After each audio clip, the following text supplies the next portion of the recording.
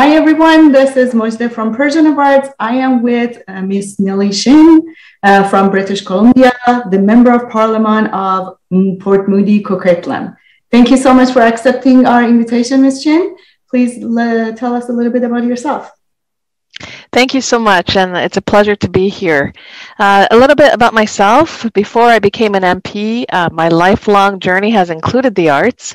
I was a pianist and composer and singer-songwriter for many years, and unfortunately I don't spend enough time doing that anymore, but they were a huge part of my life. I graduated from the University of Toronto having studied composition and music education. So music and the arts, and my mother is as a painter, so the arts are very dear to me. Great. So you are a musician. I am. That's great. So my first question from you is, what is the role of art and culture in the society, the importance of the role of art and culture?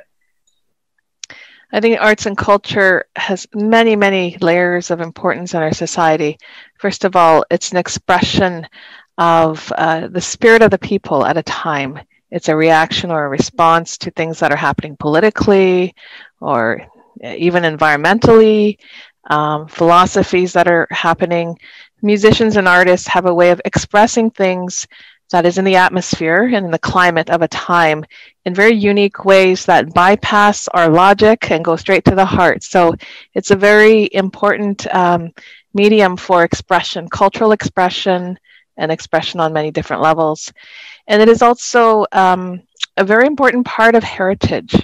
Every country, even within a country, different areas, regions, they all have different expressions of culture, and culture, of course, is a means of uniting a people of a certain, who speak a certain language or of a region, geographical region, but also brings them together as a community. It unites them in times of celebrating, like weddings, or mourning, like in funerals. Music has a way of uniting people. Arts has a way of uniting people. So it's a very important part that way. And of course, those of us who perform music or make music or write music, and even those who enjoy it, it's very therapeutic for the soul. Yeah, you are a musician, so you experience that. So you can say from your heart that you experience that what is the role of music is part of the art. And in your opinion, Ms. Shin, what is the importance of communicating between the art and music, the art and culture between communities, especially between immigrants, newcomers, and citizens? Like when immigrants come to a country, they bring their art and culture with themselves, and they want to empower that art and culture. What is this connection with this? That's a great question, because there is a very deep connection that people have with the arts, because arts encaptures their history, their language, their wishes, some of the pain from their history, their aspirations and dreams. So it captures a lot of things about a people. And when you first come to a country, sometimes because a language is a barrier, you really want to hang on to a form of expression that you can really identify with. And music and art obviously is a form of expression that people who don't understand your language can understand. And it's an icebreaker. It connects people from different ethnic backgrounds, from different countries, with Canadian citizens who've been here a longer time, because it opens a whole new world for dialogue, appreciation, and it's certainly when you learn to respect another person's arts from their culture, it's an open door to also respecting them as people. So it's a bridge. Arts and culture is an important bridge in a diverse society like ours, like in Canada, where we have so many nations represented. So we like promoting different forms of art and culture through Canadian heritage, and that's why there's funding for that, to promote that. I think that answered your question. Yeah, of course, of course. So my next question is about as you know, I'm sure you know better than me, that there is a lot of immigrants or a lot of students that they're coming here to continue their education. They're going to scientific and academic field. And after graduation, they want to have a role in this kind of like field that they continue their education. They want to grow in the society. As a politician person, what is your idea about like what is the steps that they need to be taken to be successful and grow in the field? I think there are many different important pieces to this. So if they're fairly new to Canada and they came as an international student going to university, for example, in that time, it's important that they build friendships and relationships and not just study, but live the Canadian life and integrate. They don't have to throw out their own heritage. We welcome it and celebrate it, or at least we should. But I think it's also important to be curious about Canadian culture, other cultures, and learn how to communicate with people, because networking will be an important piece to success. So you have to become a people person and be able to communicate with people in a way where they'll be able to respect you and care about you and make that personal connection.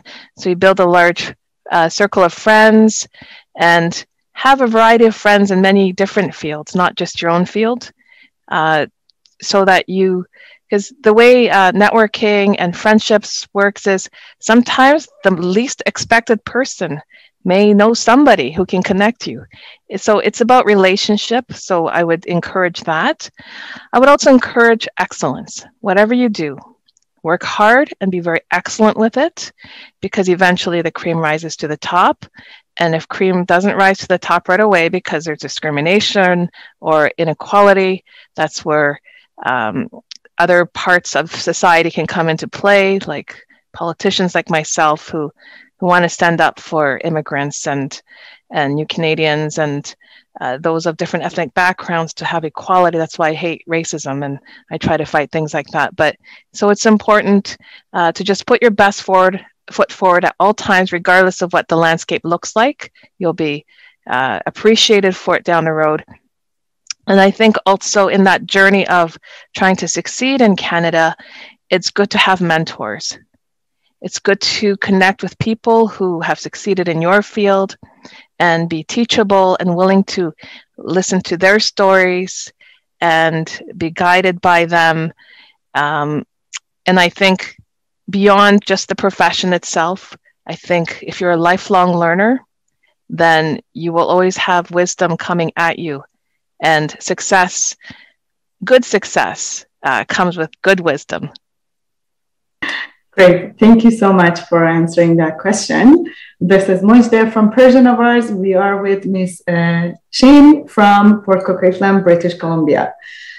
Miss Shin, my next question is about local media. As you know that nowadays is just social media around the world is it's really breaking the bridge, and you can just share a lot of information and instant information. But in your opinion, as a politician person, what is the role of local media to empower the art and culture and to encourage the activities that is related to art and culture and introduce and invite more people? So one of the great things about the internet and sort of a globalization of the market for independent artists, for example, is that it opens the door to audiences that you can't reach otherwise. So it gives you a great platform to grow your brand and draw fans. But one of the weaknesses of a larger market is you can get lost in that sea. And so local media, they should be supporting their local artists and showcase them so that you can start building from the ground up and have an accessible community that understands the work that you're doing and is able to support you. I think, that idea of becoming a star one day, of having the international star status, unless you have a major company doing all the promotion work for you, and promotion costs a lot of money. And fortunately, these days, internet is less expensive than the old days when you had to do these mass reaches to radio stations and television stations. But there still is something to be said about the support that a local paper can have to grow their own artists. And I think it's an important experience for artists to build from the bottom up, so they appreciate their fans, they know how to communicate with their fans, and that it's not just going after the fame and the recognition, but learning that the work that they're doing is actually about communicating and connecting with people. So starting local and leveraging local media to build that is a very healthy thing. Great. We are living in a multicultural society. And in a multicultural society, what are the difficulties of linking culture and the growth of the particular part of it? This is so important to know from you as a politician person. What are the difficulties, in your opinion? So one of the unique things about Canada is that it's not a melting pot, and we celebrate the uniqueness and independence of all the different nationalities that are represented here. And of course, with that also comes the challenge of connecting and the cross-cultural events and activity that could go on.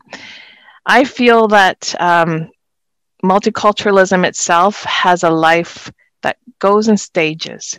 When the first immigrants came, it was almost a need for survival, to have the affirmation to allow your own culture to thrive, so that you have that sense of comfort of home because you're in a new country. And I know, like for my parents, when we all first came to Canada and there were factory workers, they'd work hard all day. And English is always difficult for them, and they're always a bit on the edge because they have to be concentrating so hard. But when they come home and they open a Korean paper and they see some information about some Korean event that's happening, they get so happy because it's a piece of home, right? Not that Canada isn't home, but we all need that transition. So I think there was a period when that access was very important.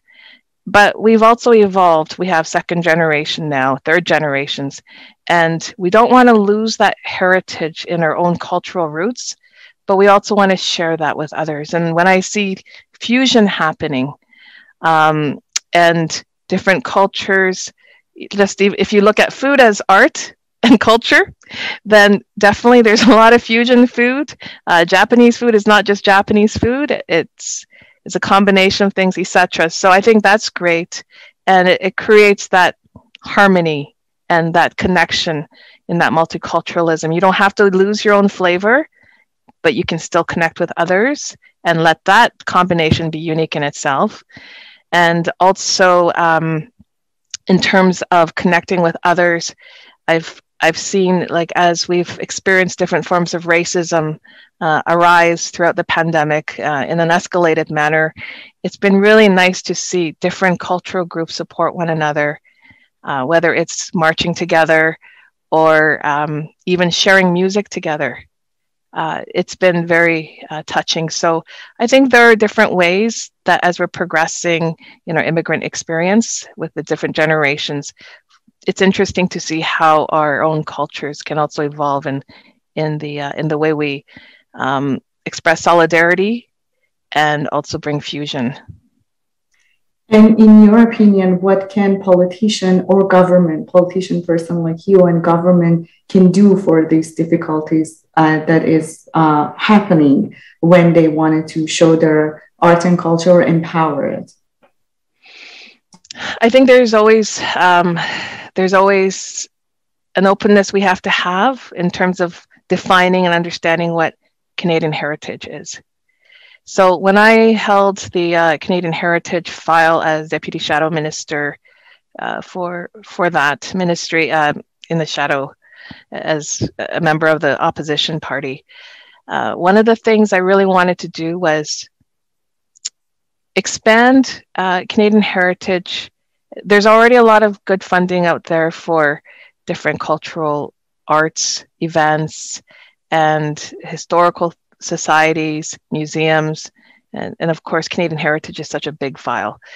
But I think there's room there in how we perceive Canadian heritage, where we also celebrate Canadians of ethnic heritage in how they contribute to our patriotism and how they contribute to the building of Canada, that it's not just about keeping them separate with their own historical identity from their former motherland, but now a new identity as Canadians of that unique cultural identity who are now uniquely contributing to our country. So one of the things that I did was with the Chinese community, I know that there were a number of Chinese Canadians who went to World War II, but they weren't well recognized. And there were some Indigenous Canadians who also went to fight in the wars, and even the Korean War. And I'm Korean, so I'm very grateful for that. So I think they need to be recognized, and they should be recognized a little more to come into that, in the story of Canadian heritage, of patriot in a patriotic sense. Because when immigrants come here, yes, we do want to preserve a certain amount of our heritage, but we also want to be recognized as Canadians. So I'm not just a Korean Canadian. I'm not just a Korean, and I'm not just a Canadian. I'm a Korean Canadian. That makes me different from a Korean in Korea. And it would be the same with someone from Iran. They're fully Iranian and fully Canadian, and that unique combination of Iranian Canadian makes them different from those in Iran. So I think that needs to be expressed and fit into that picture of patriotism as well. Great. So you talked about other communities. I want to know your opinion. One of the ways to empower the art and culture is connecting communities together, like Chinese community, like Japanese community, Korean community. When they are connecting together, they can empower both sides of art and culture. What are the steps that they need to be done to empower this and connecting this community together? I think first, there has to be an openness from the communities themselves to want to connect and to come out of their own comfort zone to say, we have expressed our art, our heritage. I am now very interested in learning more about another heritage from the place that we are here together, whether it's from our generation or a generation before, but we're here in a country that has welcomed many countries, and we've survived ourselves. Now let's celebrate each other. So there has to be first the acknowledgement of that openness and an excitement to go in that direction. And in terms of practical steps, I think from a political perspective, I mean, I could have conversations like these directly with stakeholders. Like, I would enjoy those kind of conversations, but I think also it's incumbent upon also perhaps some of the diplomats that are here to want to come together and work together with their communities as well. Because I've seen diplomats sponsor or want to help with promoting their culture here. But if they could work together, then I think that could be very powerful as well. I think there's room also for the actual association, Canadian Cultural Association. I'm sure there's an equivalent with every culture. If their leaders get together and do projects together and support one another, I think that's. Again, thank you so much for accepting our invitation, Ms. Shin. If there is anything else that you want to add and you want to suggest or advise. Well, I appreciate being on the call. You're doing. I know that what you're doing is very valuable because it is promoting excellence and it is promoting engagement in the arts and the other disciplines that you issue awards in. The work you're doing in involving international participation is very uniting for your culture.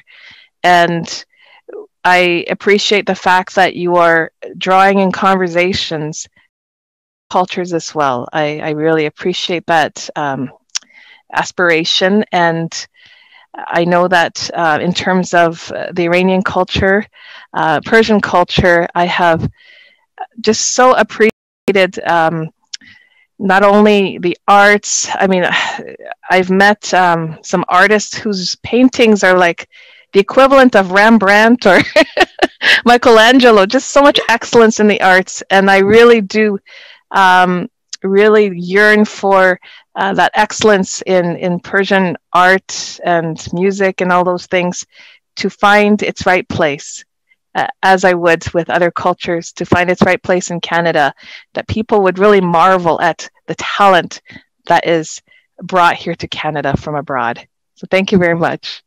Again, thank you so much for accepting our invitation, and we wish you the best for the rest of your day. Thank you. Thank you.